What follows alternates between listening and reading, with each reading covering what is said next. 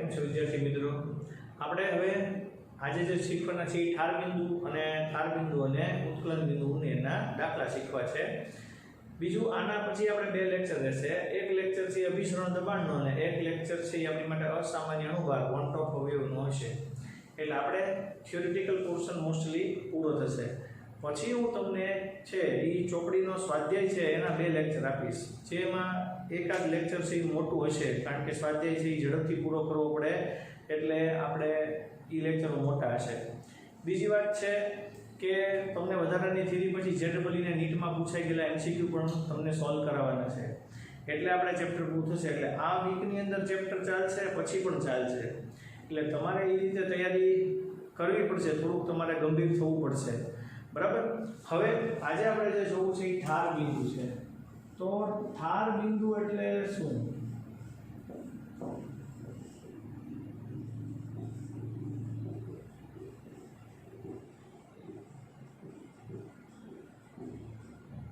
ઠાર બિંદુ અવનયન. ઠાર બિંદુ એટલે શું? કોઈ પણ પદાર્થનું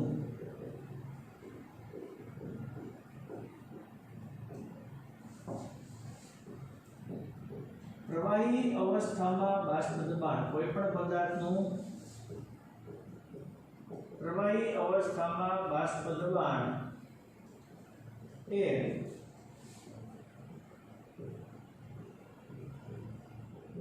ઘન અવસ્થાના બાષ્પ દબાણને સંતુલિત થાય તેને આપણે ઠાર બિંદુ કહે છે. એને ઠાર બિંદુ કહે છે, બરાબર. હવે ઠાર બિંદુ ને ઠાર બિંદુ એટલે આપણી માટે ફ્રીઝિંગ પોઈન્ટ છે. આ જે છે એ આપણી માટે ફ્રીઝિંગ પોઈન્ટ છે. એ ઠાર બિંદુ ને એટલે ફ્રીઝિંગ પોઈન્ટ ડિક્રીઝ થાય, ડિક્રીઝિંગ ઓફ ફ્રીઝિંગ પોઈન્ટ છે, બરાબર. અહીંયા શું થશે? જ્યારે કોઈ પણ શુદ્ધ દ્રાવકમાં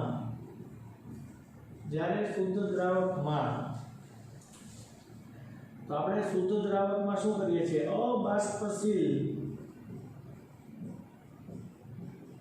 દ્રાવ્ય પદાર્થને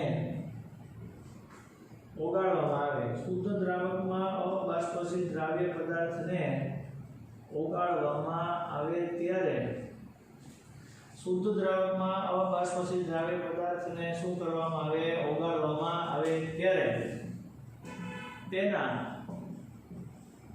ઠાર બિંદુમાં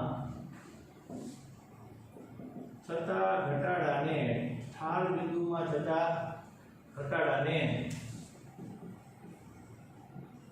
ઠાર બિંદુ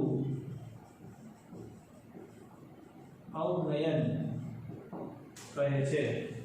શુદ્ધ દ્રાવકમાં અબાષ્પશીલ દ્રાવ્ય પદાર્થને ઓગાળવામાં આવે ત્યારે તેના ઠાર બિંદુમાં થતો જે ઘટાડો છે, તો એ આ ઠાર બિંદુમાં થતા ઘટાડાને આપણે ઠાર બિંદુ અવનયન તરીકે ઓળખવામાં આવે છે. હવે હું તમને આમાંથી આગળ શીખવાડું કે આપણી માટે ડેલ્ટા ટીએફ છે, ઠાર બિંદુમાં થતો ઘટાડો. આપણે એનો આલેખ દોરવો હોય તો પેલા આલેખ દોરીએ. તો તમે જોઈ શકો છો કે આલેખ જે આવશે એ આપણા માટે બાષ્પ દબાણ વિરુદ્ધ તાપમાનનો આવશે. બાષ્પ દબાણ વિરુદ્ધ તાપમાનનો આલેખ આવે. હવે આવી રીતે આલેખ આવશે.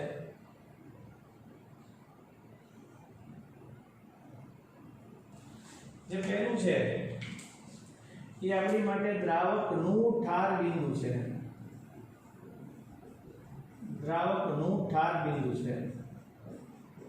આ જે આપણી માટે દ્રાવણનું ઠાર બિંદુ છે.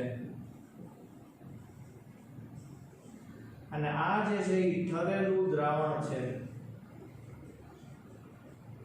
હવે તમે જોઈ શકશો આ જે છે એ દ્રાવક માટે છે, એટલે આપણે એને TF0 લખીએ છીએ. આ જે છે દ્રાવણ છે એટલે આપણે એને TF લખીએ છીએ. આ બંનેનો તફાવત છે એને આપણે ડેલ્ટા TF કહીએ. તો ડેલ્ટા TF બરાબર TF0 - TF થશે. બરાબર આવું આપણને મળશે આ આપણી માટે એક વાતાવરણ દબાણ હોય ત્યારે મૂલ્ય છે એવું બને તો આ TF ડેલ્ટા TF છે એ TF 0 માઈનસ TF થશે હવે હું તમને એમ સમજાવું કે જે તમે પદાર્થ ઓગાળો છો બરાબર ઈ ઓગાળેલો પદાર્થ છે ઈ એના તાપમાનના ફેરફાર છે એની સાથે દ્રાવ્ય કરેલા પદાર્થના સમપ્રમાણ હોય એટલે પદાર્થના તાપમાનમાં થતો ફેરફાર તમે જેટલો પદાર્થને ઓગાળો છો જેટલો પદાર્થ દ્રાવ્ય કરો છો ઈ દ્રાવ્ય કરેલા પદાર્થના કેવા પ્રમાણમાં હશે સમપ્રમાણમાં હશે તો આપણા માટે ડેલ્ટા TF બરાબર m kf થશે જ્યાં kf છે ઈ આપણા માટે ઠાર બિંદુ અવનય અચળાંક છે તો kf છે ઈ આપણા માટે ઠાર બિંદુ અવનયન અચળાંક થશે બરાબર હવે તમારે kf ને સૂત્રનો કરતા બનાવવો હોય તો આપણે એના પરથી એનું આપણે એકમ લાવી શકીએ તો તમે જોઈ શકો અહીંયા કે kf પહેલા આપણે આવું લખીએ કે ડેલ્ટા TF બરાબર અહીંયા 1000 માટે 1000 ગુણ્યા દ્રાવ્ય છેદમાં અણુભાર ગુણ્યા દ્રાવક ગુણ્યા kf ને સૂત્રનો કરતા બનાવો ડેલ્ટા TF ગુણ્યા અણુભાર ગુણ્યા દ્રાવક છેદમાં 1000 ગુણ્યા દ્રાવ્ય થશે તમે ડેલ્ટા TF ગુણ્યા અણુભારને આમ નામ રાખો તો દ્રાવક હોય અને દ્રાવ્ય હોય બંને ગ્રામમાં જ હોય એટલે બંને ઉડી જાય બરાબર તો અહીંયા આપણી માટે અણુભાર લેવો અણુભારનો એકમ શું થાય ગ્રામ પ્રતિ મોલ થાય અણુભારનો એકમ થશે ગ્રામ પ્રતિ મોલ તો ગ્રામ પ્રતિ મોલ એ ગ્રામના છેદમાં 1000 આવે તો કિલોગ્રામ થાય કિલોગ્રામ અને મોલ ઇન્વર્સ આવશે અને ડેલ્ટા TF થી તાપમાન કેલ્વિનમાં આવશે આપણો એકમ થશે કેલ્વિન કિલોગ્રામ પ્રતિ મોલ અહીંયા આપણા માટે કેલ્વિનની હારે સેલ્સિયસ કિલોગ્રામ પ્રતિ મોલ એ આપણો kf નો એકમ થશે બરાબર હવે આપણે આના પરથી કોઈ પણ માટે kf ની કિંમત ગોતવી હોય તો ગોતી શકાય જો પાણી માટે kf ની કિંમત છે ઈ 1.86 છે એટલે બરફ માટે પાણી માટે ન કહેવાય બરફ માટે કહેવાય જ્યારે તમે દાખલો ગણશો ત્યારે ખાસ એ યાદ રાખવાનું કે તમે 1000 ગ્રામ દ્રાવકમાં દ્રાવ્ય પદાર્થ જો તમે પદાર્થના અણુભાર જેટલો ઓગાળો છો તો ઉત્કલન બિંદુમાં થતો વધારો કેવો રહેશે સમાન તમને સમજાવ્યું હતું ગયા વખતે કે તમે જો યુરિયા લીધું તો યુરિયાનો અણુભાર છે 60 ગ્રામ પ્રતિ મોલ એવી રીતે તમે જો ગ્લુકોઝ લીધું તો ગ્લુકોઝનો અણુભાર છે 180 ગ્રામ પ્રતિ મોલ એવી રીતે જો તમે સુક્રોઝ લીધું તો એનો અણુભાર છે 342 ગ્રામ પ્રતિ મોલ એટલે આ બધા પદાર્થના અણુભાર છે અણુભાર જેટલો પદાર્થ તમે 1000 ગ્રામ દ્રાવકમાં ઓગાળી નાખો તો બધાના ઠાર બિંદુમાં થતો ઘટાડો કેવો આવશે સમાન આવશે બરાબર હવે કેવું હોય ધારો કે ડેલ્ટા TF ની કિંમત 0.5 આવી એટલે 0.5 નો ફેરફાર થાય છે તો ઈ 0 માં અને 273 માં આવે કારણ કે તમારા માટે બરફનું ગલન બિંદુ છે ઈ 0 કેલ્વિન થશે 0 સેલ્સિયસ થશે અને 273 કેલ્વિન થાય એટલે ડેલ્ટા TF આવ્યું ઈ 0.5 નો ફેરફાર આવ્યો એટલે તમારે જો ખાલી TF જોતું હોય તો ઈ તમારે 0 માંથી 0.5 ને બાદ કરવા પડે ઈ જ રીતે 273 માંથી 0.5 ને બાદ કરવા પડે કારણ કે તમારા માટે જે જવાબ છે એ ડેલ્ટા TF છે એનો ફેરફાર છે એટલે તમારે સાચું TF જોતું હોય સાચું ફ્રીઝિંગ પોઈન્ટ જોતું હોય સાચું ઠાર બિંદુ જોતું હોય તો તમારે 0 માંથી ને બાદ કરવું પડે એટલે તમારો જવાબ -0.5 આવશે અહીંયા તમારો જવાબ -272.5 આવશે બરાબર ક્યારેક એવું પણ લેવાય એક્ઝેક્ટ વેલ્યુ લેવાય છે 273.16 કેલ્વિન કે 273.15 કેલ્વિન એમાંથી એને બાદ કરવામાં આવે એટલે જ્યારે તમારે ડેલ્ટા TF ની કિંમત ધારો કે 4 સેલ્સિયસ આવી તો તમારો સાચો જવાબ થાય -4 સેલ્સિયસ કારણ કે ડેલ્ટા TF ધન ફેરફાર છે એટલે ફેરફાર થી ધન જ આવવાનો પણ TF એટલે એ 0 કરતા 4 વેલ્યુ નીચી છે 0 કરતા એની 4 વેલ્યુ નીચી છે એટલે -4 સેલ્સિયસ છે જો તમે આને કેલ્વિનમાં ફેરફાર કરવા માંગતા તો 273 માંથી તમે 4 બાદ કરો એટલે 269 એટલે -269 જવાબ લખવાનો આવે એટલે આ ખાસ તમારે દાખલા કરો ત્યારે યાદ રાખવાનું છે આ તમને 1000 માટે આપેલું છે આ તમને વેલ્યુ 100 માટે આપે આ તમને વેલ્યુ 250 માટે આપે આ તમને વેલ્યુ 500 માટે આપે એવા ફેરવીને MCQ પૂછે તો એ તમને એ રીતે આવડવું જોઈએ તો મેં તમને ઠાર બિંદુ એટલે શું કીધું એમાં અવનયન એટલે ઘટાડો કહેવાય એ કીધું આલેખ આપણે જોયો પછી એનું સૂત્ર કઈ રીતે આવે એ જોયું હવે આને બીજી રીતે પણ આ પરીક્ષામાં પૂછી શકાય છે તો આપણે ઈ જોવું છે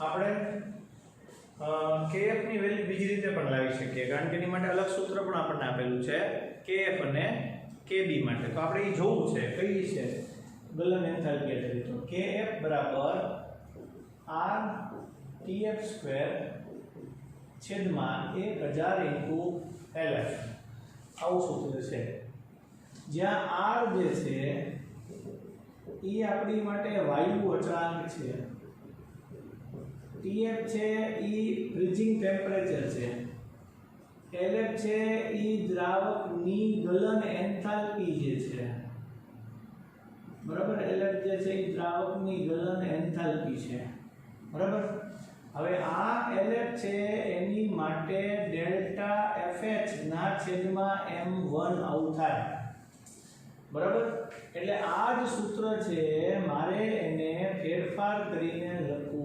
હોય તો LF ની જગ્યાએ હું અહીંયા ડેલ્ટા FH અહીંયા છેદમાં m1 લખું છેદનો છેદ અંશમાં જશે એટલે અહીંયા m1 થશે એટલે kf માટે r ગુણ્યા m1 * tf નો સ્ક્વેર છેદમાં 1000 ગુણ્યા ડેલ્ટા FH આવું થશે બરાબર આવું જ બીજું સૂત્ર જે છે ઈ આપણે kb માટે પણ આવી શકે તો ઈ kb માટે જે સૂત્ર છે ઈ તમને સમજાવું અહીંયા r * tb² લખવાનું થાય અને 1000 ગુણ્યા lb થાય જેમાં દ્રાવકની ગલન એન્થાલ્પી છે એમાં બાષ્પન એન્થાલ્પી છે આ ઉત્કલન બિંદુ નું તાપમાન છે ઉત્કલન બિંદુ જે હોય એ તાપમાન છે r વાયુ અચળાંક છે જેમ અહીંયા LF માટે થતું હતું એમ LB માટે થાય અહીંયા ડેલ્ટા VH/m1 છે જો F એટલે અહીંયા ફ્યુઝન છે અને V એટલે વેપોરાઇઝેશન છે એટલે અહીંયા r TB² તો આવશે જ તે આ 1000 ગુણ્યા આ ડેલ્ટા VH અને ઉપર આપણા માટે આવશે m1 તો આ જે છે ઈ આપણા માટે kb બરાબર આવશે આ જે છે ઈ આપણા માટે kf બરાબર આવશે બરાબર હવે 45 ગ્રામ ઇથેન બનતા ઇથિલિન ગ્લાયકોલ અથવા ઇથેન 1,2 ડાયોલ આ દાખલા શરૂ થયા દાખલા સમજાવું છું તમે પહેલા માહિતી ભેગી કરવાની 45 ગ્રામ પદાર્થ ને 600 ગ્રામ પાણીમાં ભેગો કરવામાં આવ્યો તો એનું ઠાર બિંદુ ઉન્નયન અને દ્રાવણનું ઠાર બિંદુ ગોતો તો આપણી પાસે સૂત્ર છે ડેલ્ટા ટી જો મિત્ર ઠાર બિંદુની વાત છે ડેલ્ટા ટીએફ ચલે છે m લીધું બરાબર આ તમે સપ્રમાણ કાઢ્યું હતું એટલે અહીંયા kf આવતું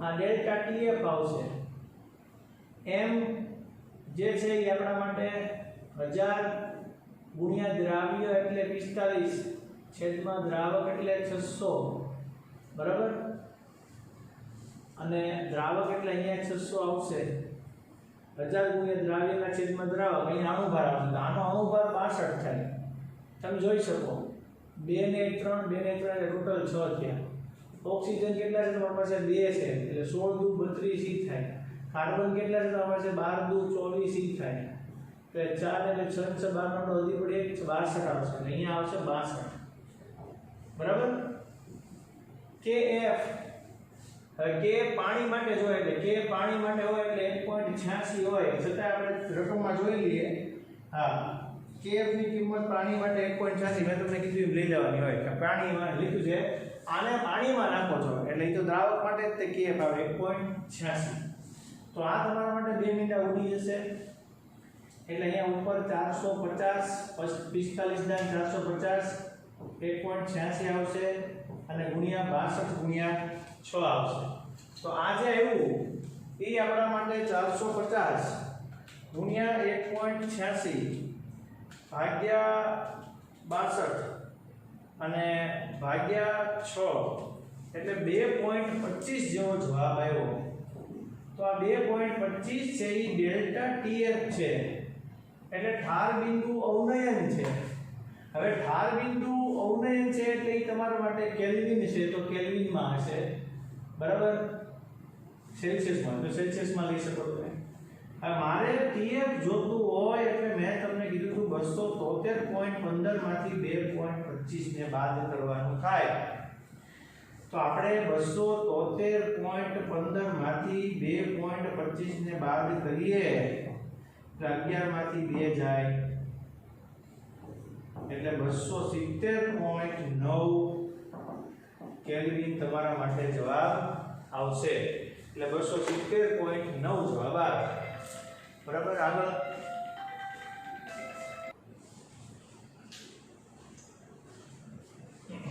કોયડો 2.10 છે આ સ્વાધ્યાયનો 2.20 નો દાખલો છે તમે જોઈ શકો 1 ગ્રામ અવિદ્યુત વિભાજ્ય દ્રાવ્ય જે 50 ગ્રામ બેન્ઝીનમાં ઓગાળે છે અને પદાર્થ કેટલો છે 1 ગ્રામ છે એને 50 ગ્રામ બેન્ઝીનમાં ઓગાળે આ દ્રાવક છે આ દ્રાવ્ય થઈ ગયું બેન્ઝીનના ઠાર બિંદુમાં 0.40 કેલ્વિનનો ઘટાડો થયો એટલે ડેલ્ટા ટીએફ આપી દીધું છે જો દ્રાવ્ય જે છે તમારા માટે 1 ગ્રામ છે દ્રાવક જે છે તમારા માટે 50 ગ્રામ છે બેન્ઝીનના ઠાર બિંદુમાં ફેરફાર ઘટાડો શબ્દ એટલે ફેરફાર આવ્યો છે 0.40 કેલ્વિન કેએફ આપી દીધો છે બેન્ઝીન માટે 5.12 કેલ્વિન કિલોગ્રામ પ્રતિ મોલ તો તમારે અણુભાર ગોતવો છે તો આપણી પાસે સૂત્ર છે એનો ઉપયોગ કરવાનો ડેલ્ટા ટીએફ બરાબર m * k આ લખવાનું પહેલા મોલારિટી માટે 1000 ગુણ્યા દ્રાવ્ય છેદમાં અણુભાર ગુણ્યા દ્રાવક ગુણ્યા kf ડેલ્ટા ટીએફ અણુભાર ગોતવો છે હા તો તમે 1000 લખો એના ગુણ્યા દ્રાવ્ય પદાર્થ 1 ગ્રામ છે દ્રાવક 50 ગ્રામ છે કે 5.12 છે અને આ ડેલ્ટા ટીએફ ને અહીંયા લઈ ગયા અણુભાર નહીં લે ડેલ્ટા ટીએફ ની કિંમત કેટલી છે 0.40 આ મીંડું તમારી માટે આવી જશે 20 5 100 થશે 20 ગુણ્યા 5.12 એટલે આશરે 20 5 100 જેવું થાય 100 ભાગ્યા 0.4 કરશો એટલે 250 કરતા વધારે અણુભાર આવશે બરાબર જોઈ લો એટલે 20 ગુણ્યા 5.12 એટલે 102.4 આનું આવ્યું એને ભાગ્યા 0.40 છે ભાગ્યા 0.40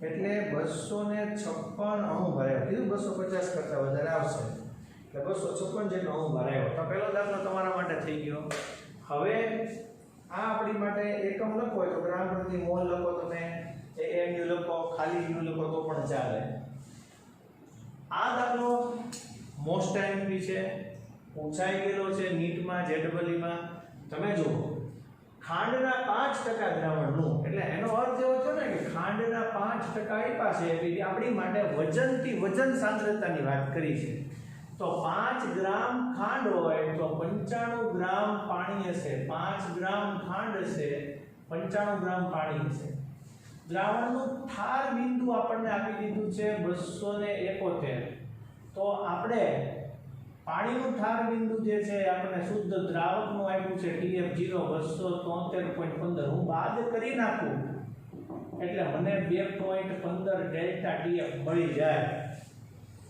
બરાબર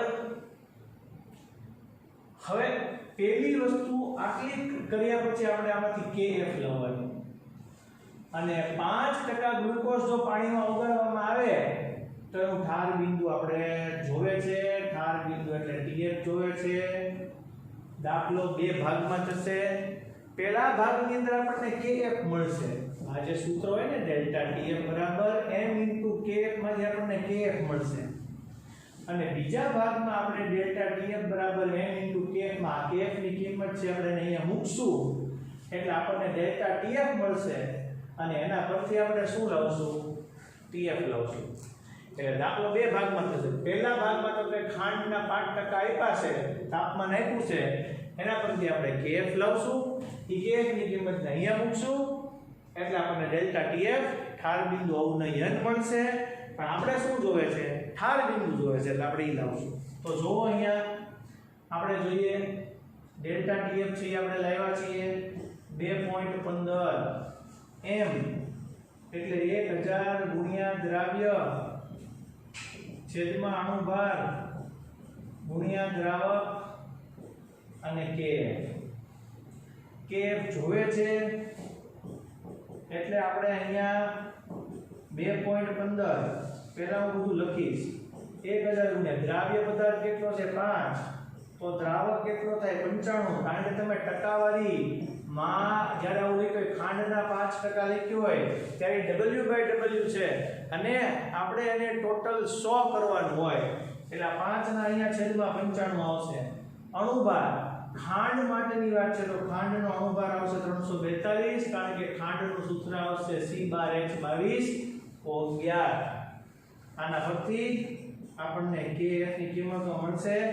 તો આપણે પહેલા શું કરી જોઈએ 2.15 19.95 થાય એટલે હું અહીંયા 342 ગુણ્યા 19 છેદમાં હું અહીંયા 1000 લખીશ એટલે આપણને kf ની કિંમતો મળશે 2.15 ગુણ્યા 342 ગુણ્યા 19 એટલે આપણને મળશે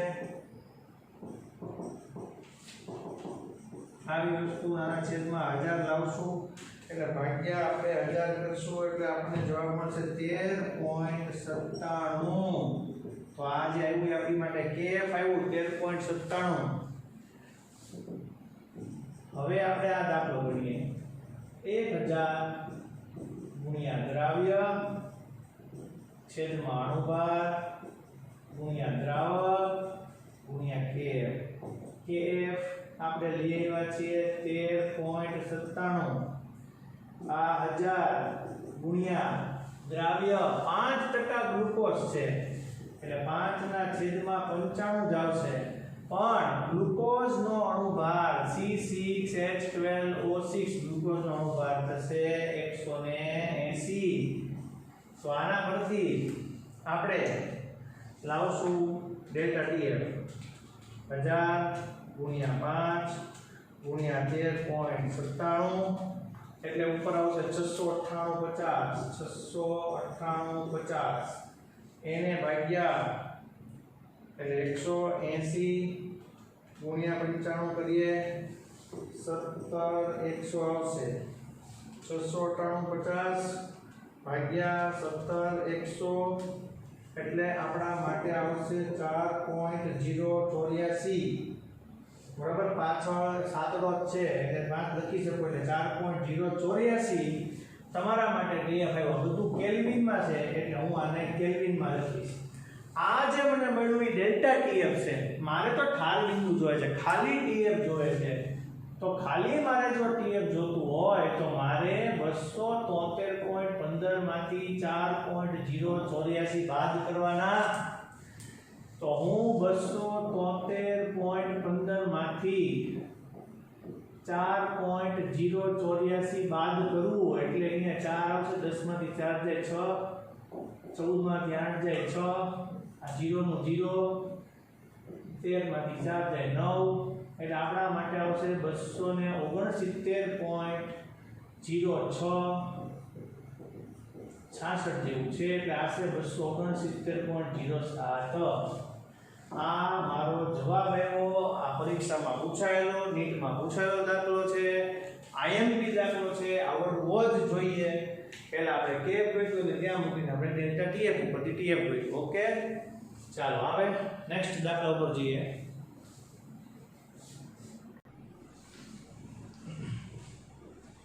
બીજા દાખલાઓ આપણે જોઈએ છીએ કે બે તત્વો A અને B આપેલા છે, એનું સૂત્ર AB2 છે અને આનું સૂત્ર છે એ આપણી માટે AB4 છે. એમને 20 ગ્રામ બેન્ઝીનમાં ઓગાળવામાં આવે તો AB2 નો 1 ગ્રામ ઠાર બિંદુમાં 2.3 કેલ્વિનનો ઘટાડો થાય અને AB4 હોય તો 1.3 કેલ્વિનનો ઘટાડો થાય.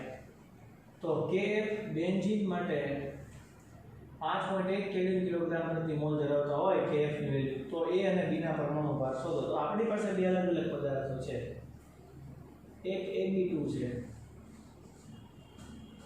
બરાબર, 1000 ગુણ્યા દ્રાવ્ય છેદમાં આપણી માટે જો મેઇન સૂત્ર આપણી માટે આવી રીતે આવે ડેલ્ટા TF બરાબર m * Kf. એટલે આપણને આમ ખબર પડે કે 1000 ગુણ્યા દ્રાવ્ય છેદમાં અણુભાર ગુણ્યા દ્રાવક ગુણ્યા Kf આ ડેલ્ટા TF. તમારે અણુભાર જોવે છે પણ આ બધી વસ્તુ આપણે AB2 માટે જોવે છે, એટલે હું અહીંયા અણુભારની જગ્યાએ AB2 લખું છું. સમજાય છે તમને?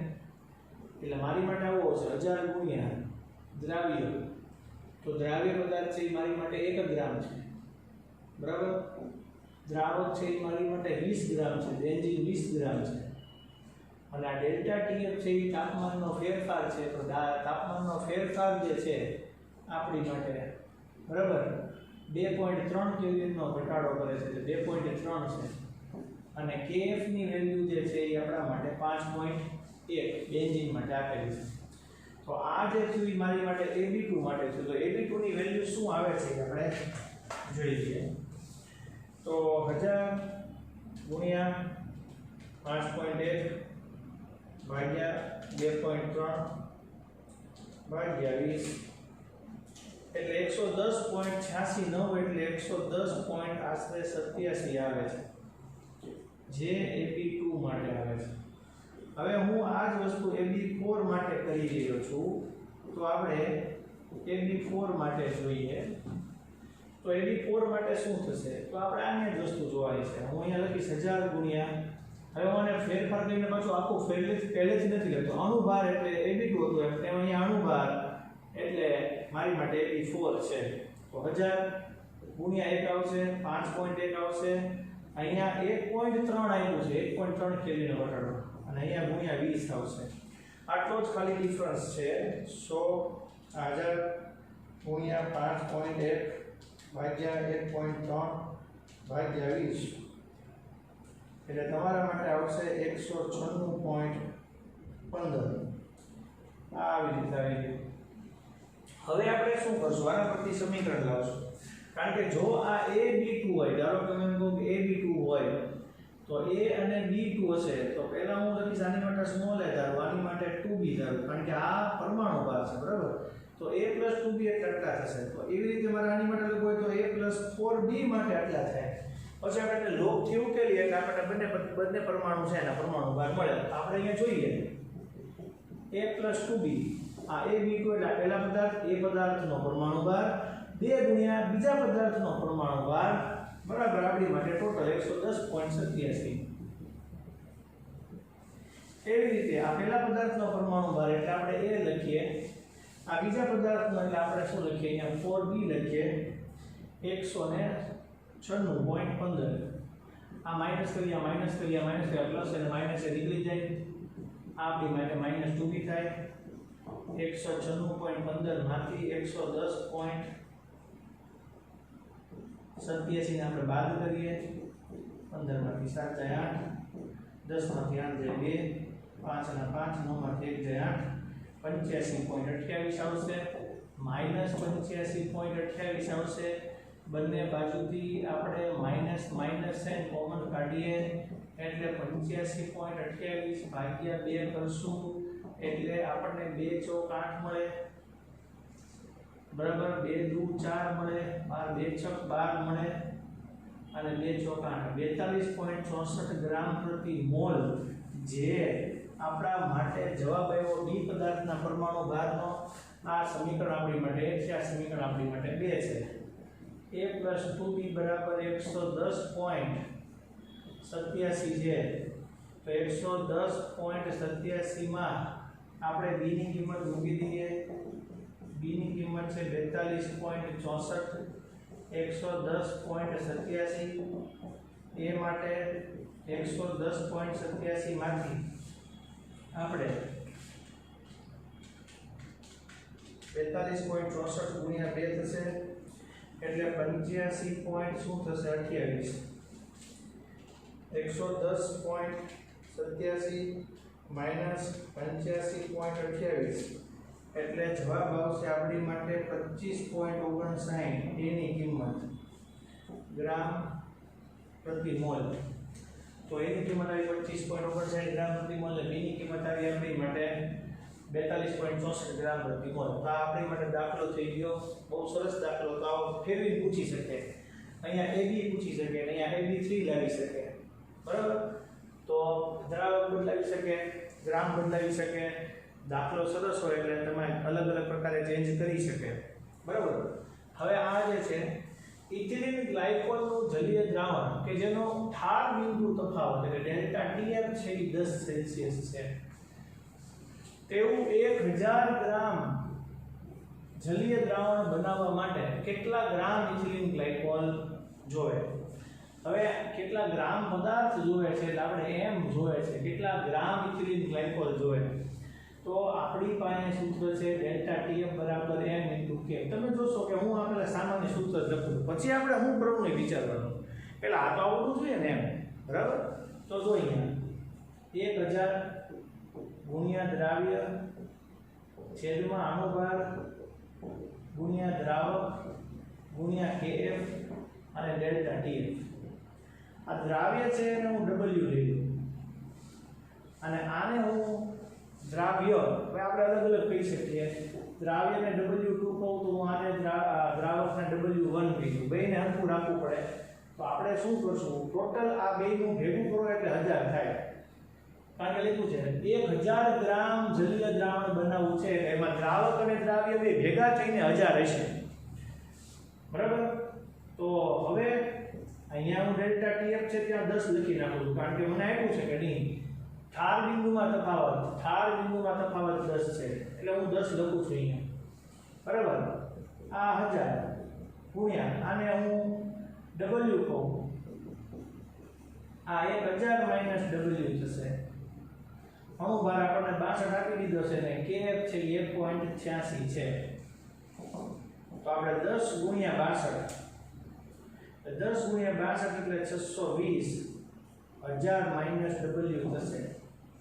અને અહીંયા તમે કરશો તો 1860 થઈ જશે ગુણ્યા W કરશો એટલે કારણ કે આપણી માટે 1.86 ગુણ્યા આપણે 1000 કરશું એટલે આપણી માટે 1860 W થશે. બરાબર? હું 1860 ના છેદમાં 620 લઈ જઈશ. 6 તેરી 18 થશે 3 આવશે. આ મારી માટે 3 આવશે એટલે આ 3W થશે. હવે 3W થશે એટલે 1000 માઈનસ કારણ કે 6 તેરી 18 20 તેરી 60 6 તે આ 3 વડે હાલશે 3W. હવે આ 1000 આ W માઈનસ ઓલી બાજુ લઈ જશો એટલે 4W થઈ જશે. અને 1000 ભાગ્યા તમે 4 કરશો એટલે આપણને જવાબ મળશે 250 ગ્રામ. એટલે તમારે જે દ્રાવક ની બદલે દ્રાવ્ય તો દ્રાવ્ય હશે તમારું 250 હશે અને દ્રાવક હશે તમારો 750 થશે. કારણ કે આપણે 1000 ગ્રામનું જલીય દ્રાવણ છે તો દ્રાવ્ય 250 ગ્રામ ને દ્રાવક છે એ 750 થશે. તો એ જવાબ તમારા માટે થશે. તો આ બધા ટાઈપના દાખલાઓ જ પૂછાતા હોય છે. તમે આ બધા દાખલાઓની જેટલી પ્રેક્ટિસ કરશો ને એટલો તમને ફાયદો થશે. એટલે દાખલાઓની પ્રેક્ટિસ કરજો કારણ કે પ્રેક્ટિસ કર્યા વગર છે એ તમને નહીં આવડે. એટલે આ તમારા માટે બહુ અગત્યનું છે. હવે આના પછીનો લેક્ચર જે છે એ અર્ધપારગમ્ય પડદોના ભીષણ દબાણનો છે અને એ પછીનો લેક્ચર છે એ વોન્ટ ઓફ અવયવ માટેનો છે, અસામાન્ય અણુભાર માટે. પણ હવે તમારે જે બુધવારે ટેસ્ટ છે એની માટે તમારે પહેલેથી તૈયારી કરવી પડશે. અહીંયા સુધીનો કોર્સમાં આપણે પૂછશું એકાદો લેક્ચર છે હું વચ્ચે મંગળવાર જ્યારે હશે ત્યારે પાછું લેક્ચર રિવિઝન માટે હું તમને આ મૂકી દઈશ એટલે મને ખબર પડે કે તમને આવું બધું આવડવું જોઈએ એમ, બરાબર? Okay, thank you. આ બધું હોમવર્ક કરવું તો જ માર્ક આવશે. બાકી હું જોઉં છું કે બધા છોકરાઓ બહુ હજી કેટલાક જોતા નથી, તો હજી કેટલાક જાગ્યા નથી, પણ આ 12મું પોઝિશન ખબર નહીં પડે છોકરાઓ, એટલે મહેનત કરવી પડશે. મહેનત કરજો. Okay, thank you. મળીએ.